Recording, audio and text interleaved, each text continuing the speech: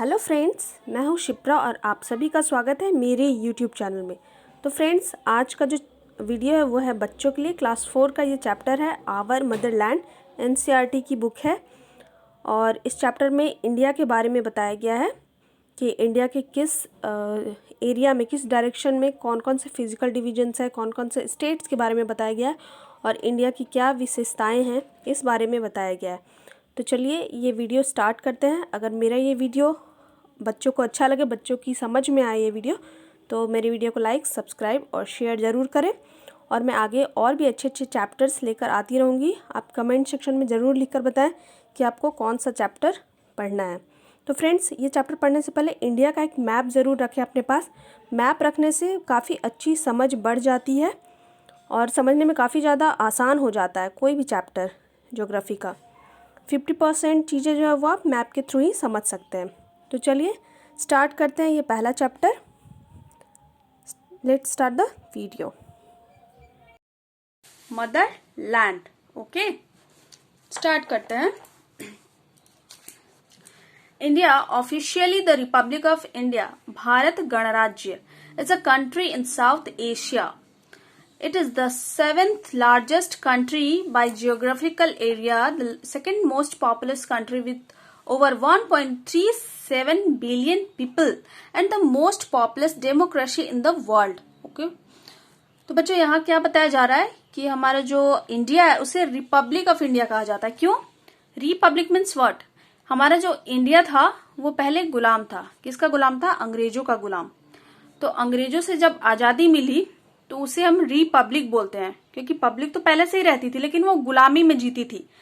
तो अब क्या हुआ, वो आजाद हो गई है, तो इसलिए उस पब्लिक को हम क्या कहते हैं? रिपब्लिक। इसलिए हम 26 जनवरी को रिपब्लिक डे भी मनाते हैं।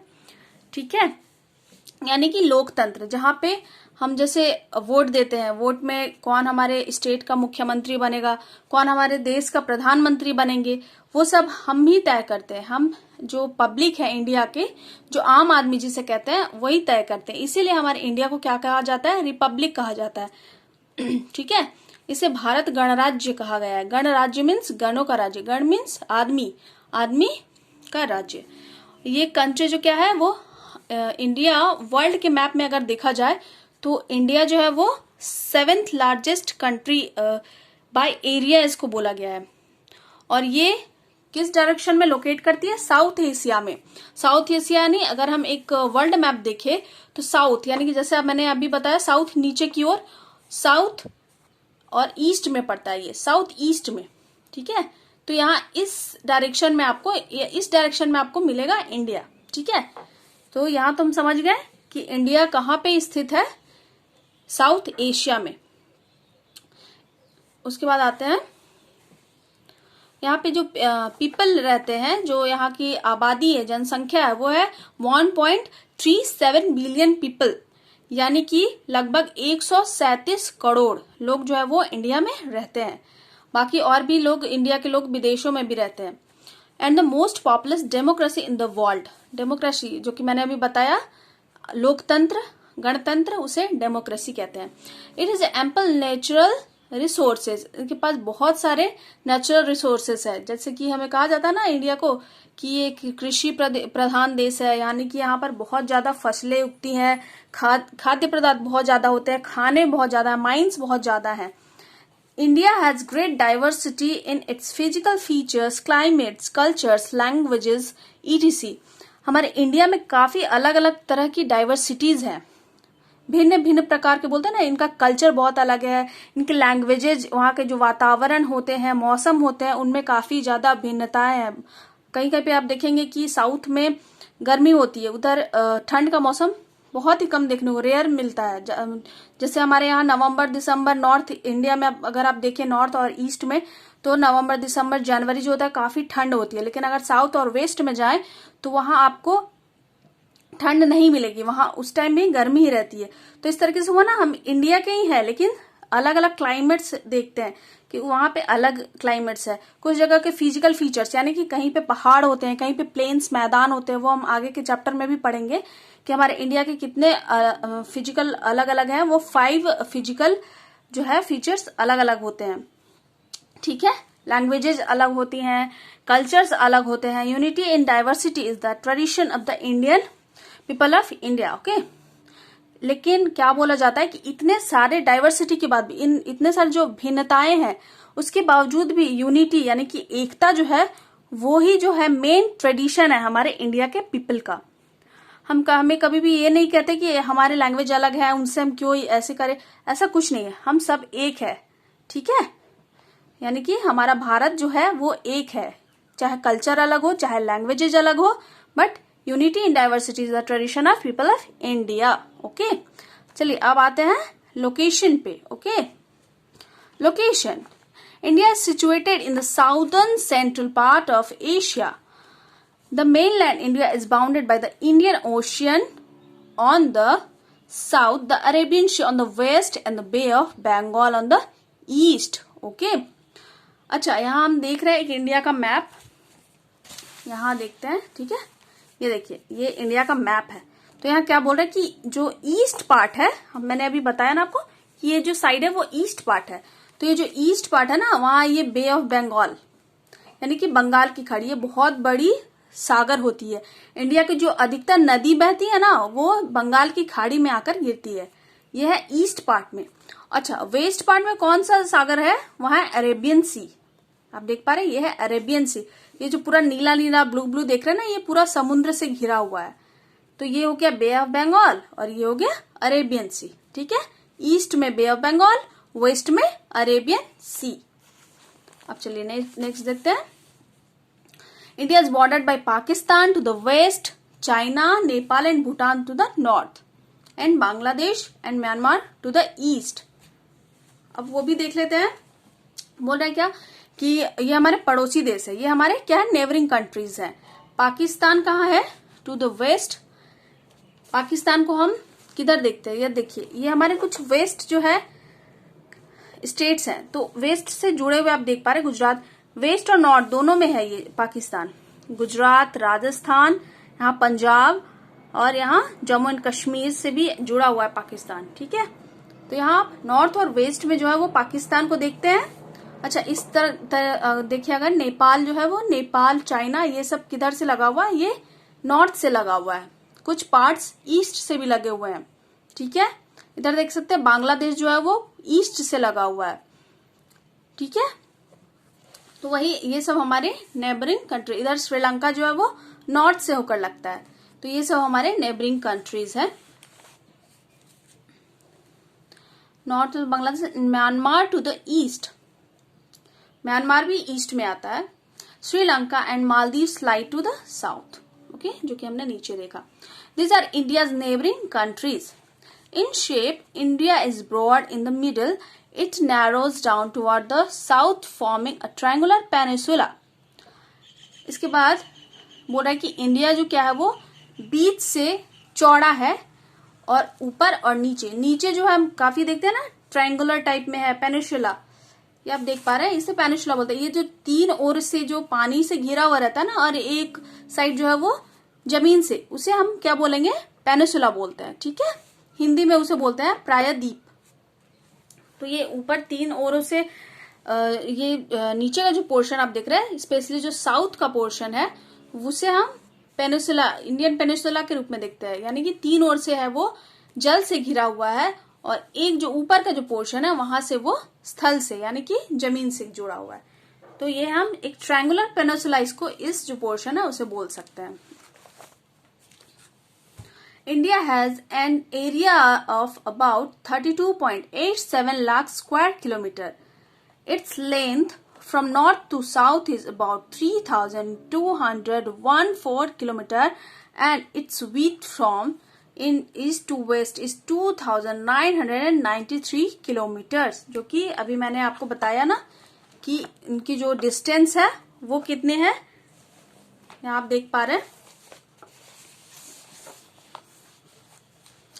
यहाँ की डिस्टेंस और फिर यहाँ ईस्ट टू वेस्ट की डिस्टेंस वो यहाँ पे बोल रहा है, ठीक है। The southernmost tip of the mainland of India is at Kanyakumari. जो सबसे जो टीप पे है, जो ये जो पोर्शन है एकदम साउदर्न मोस्ट पोर्शन, यहाँ आप देखेंगे इंडिया में, उसे कहते हैं Kanyakumari. However, the southernmost tip of country is India Point in the Nicobar Island. उस पॉइंट को नाम दिया गया है इंदिरा पॉइंट, ओके, जो कि निकोबार आइलैंड में पड़ता है।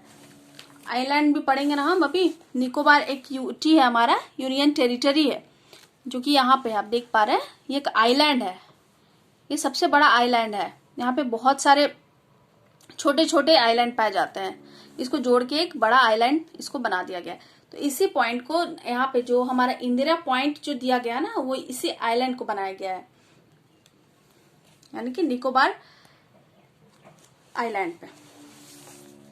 The tropic of cancer passes through the middle of country. अच्छा, यहाँ मिडल ऑफ कंट्री, यहां से आप देख रहे हैं कि एक ट्रॉपिक ऑफ कैंसर पासेस होता है। एक्चुअली एक इमेजिनरी लाइन है जो कि ट्रॉपिक ऑफ कैंसर जिसको बोला जाता है, ठीक है, जिसे हिंदी में हम कहते हैं कर्क रेखा। वो यहां से होते हुए कुछ शहर से गुजरती है। अगर मैं आपको कुछ शहर के नाम बताऊं तो गुजरात, राजस्थान, टोटल जो है वो इंडिया में 8 शहरों से होकर गुजरती है। उसमें से आते हैं आपके झारखंड, वेस्ट बंगाल, और नॉर्थ ईस्ट के 2 स्टेट्स में आते हैं वो, और इधर मध्य प्रदेश और छत्तीसगढ़, इस तरीके से, और इधर गुजरात और राजस्थान, यानी कि मिडिल से होके जितने भी राज्य होते हैं उनमें से वो गुजरती हुई जाती है। तो ये तो हमारे यहां तक हो गया। कुछ अब फैक्ट्स भी हैं कि India is the only country in the world after which an ocean has been named the Indian ocean. अच्छा, हमने इंडियन ओशन का नाम तो हम सबने सुना है ना, तो इंडिया ही एकमात्र ऐसा देश है जिसके नाम पर इस ओशियन का नाम दिया गया है, जिसे हम हिंदी में क्या बोलते हैं, हिंद महासागर, ठीक है। उसके बाद आते हैं कुछ अमेजिंग फैक्ट पे, कि हमारा जो ये तिरंगा है वो तो हम सब जानते हैं कि 3 कलर का होता है ना, 3 रंगों का, इसलिए इसका नाम दिया गया है तिरंगा, okay. India's tricolor flag has its own significance. Saffron at the top symbolizes courage, white in the middle stands for peace, green at the bottom signifies prosperity, and the blue colored wheel with 24 spokes at the center signifies equal opportunity to all citizens. Okay? यहाँ कुछ colours के बारे में बता रहा है कि क्या सिग्निफिकेंस है, कलर देने का हमारा क्या पर्पस था कि हमने इस झंडे को बनाया। तो ये जो ऊपर का जो पोर्शन है उसे ऑरेंज नहीं, एक्चुअली इसे सैफरन कलर कहते हैं, यानी कि केसरी रंग। तो केसरी रंग किस चीज का प्रतीक होता है, करेज का, साहस का प्रतीक होता है। हम अपने देश के लिए कुछ हमने अपने पैट्रियोटिक सॉन्ग में सुना है ना कि हम सर कटा सकते हैं लेकिन सर नहीं झुका सकते। तो सर कटाने का क्या मतलब हुआ, यहाँ पे साहस, करेज। फिर है ये व्हाइट कलर मीन्स पीस, शांति। यहाँ पे ग्रीन कलर नीचे दिया गया, ग्रीन मीन्स प्रॉस्पेरिटी, यानी कि सुख समृद्धि। ग्रीन यहाँ पे दिया गया, एक्चुअली कृषि प्रधान देश है, यहाँ पे बहुत सारी फसलें उगती है, इसलिए इसे ग्रीन कलर दिया गया है। और यहाँ बीच में आप देख पा रहे हैं कि कुछ व्हील दिया गया है जो कि ब्लू कलर से इसको किया गया। इसमें टोटल जो है वो 24 स्पोक्स हैं। इस तरीके से लाइन देख रहे हैं ना, इसका क्या मतलब है, इसका मतलब है इक्वालिटी। हमारे देश में भले ही अलग अलग डाइवर्सिटी के लोग रहते हैं, अलग अलग कल्चर्स है, कस्टम्स है, लैंग्वेजेस है, बट जो लोग हैं वो इक्वल है, सभी एक बराबर है, कोई बड़ा कोई छोटा नहीं है। तो इसीलिए इसका जो महत्व है, इसका जो मीनिंग है वही है। तो कितना अच्छा मीनिंग है ना हमारे तिरंगे झंडे का। तो वही यहाँ पे कुछ अमेजिंग फैक्ट्स में दिया गया है। उसके बाद अब कुछ देख लेते हैं यहाँ पे मेन फीचर्स ऑफ इंडिया। यहाँ देख पा रहे हैं आप, इस तरीके से पिक्चर भी है यहाँ पे इंडिया का। मेन फीचर्स ऑफ इंडिया में India has 28 states and 9 union territories. यहाँ एक्चुअली 9 नहीं होगा, यहाँ 8 यूनियन टेरिटरीज होगा। अभी अपडेट नहीं हुआ इसमें, क्योंकि दमन and Diu and Dadar and Nagar Haveli जो है वो एक साथ मर्ज कर दिया गया है, तो इसको आप ठीक कर लीजिएगा।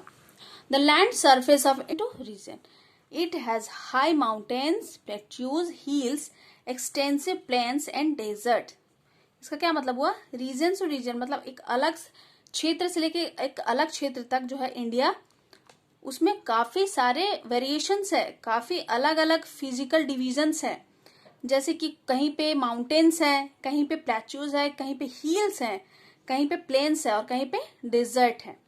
The climate and Natural vegetation of each people region also differs. Okay?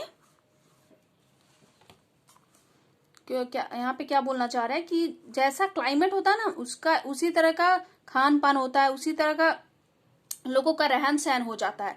क्योंकि जहाँ पे ठंड होती है वहां पे लोग ज्यादा मोटे कपड़े पहनते हैं, ऊनी कपड़े पहनते हैं। वहां का खाना भी थोड़ा सा ऑयली होता है, फैटी होता है।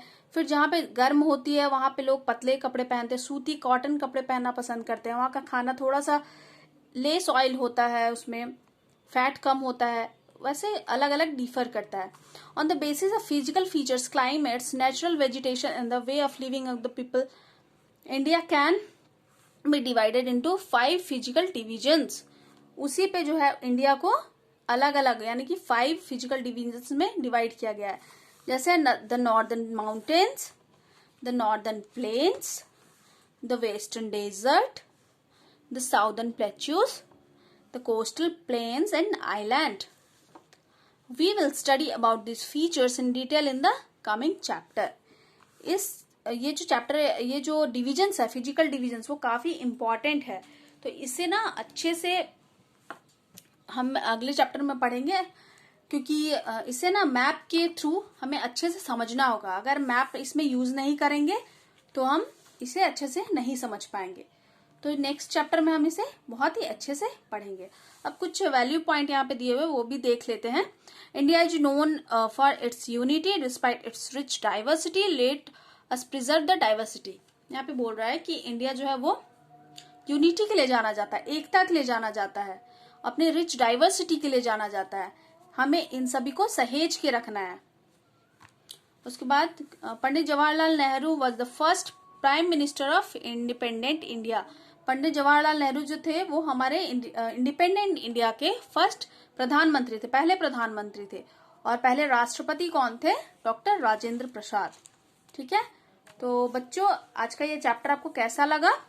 अगर अच्छा लगा हो तो मैंने नेक्स्ट चैप्टर जो है वो आपको फिर से पढ़ाऊंगी। यहाँ पे कुछ सिंबल्स भी दिए गए हैं, एक बार देख लेते हैं। ट्राई कलर, हमारा जो फ्लैग है, अभी हमने देखा ना फ्लैग, ट्राई कलर। एंथम, हमारा Jana Gana Mana. Animal, royal Bengal tiger. Aquatic animal, dolphin. Tree, banyan tree. River, Ganga. Emblem, Sarnath lion capital. Song, Vande Mataram. Bird, peacock. Flower, lotus. Fruit, mango. Calendar, Saka. तो ये कुछ हमारे इंडियन सिंबल्स हैं, national symbols of India. Okay, यहाँ देख लेते हैं वर्ड बैंक पे land form. What is land form? A natural features of a land surface is called land form.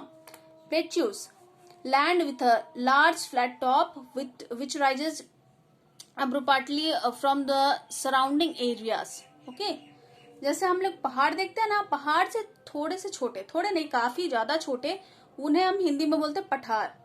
ठीक है, उसके बाद peninsula, large area of land surrounded by water on 3 sides. जो कि मैंने अभी बताया ना, पेनिसुला जो कि 3 साइड से पानी से घिरा हुआ होता है और एक साइड से जो है वो जमीन से घिरा हुआ होता है, उसे हम बोलते हैं पेनिसुला। तो फ्रेंड्स आज के लिए ये चैप्टर काफी है, इसे अच्छे से घर में एक बार फिर से रिवीजन करें।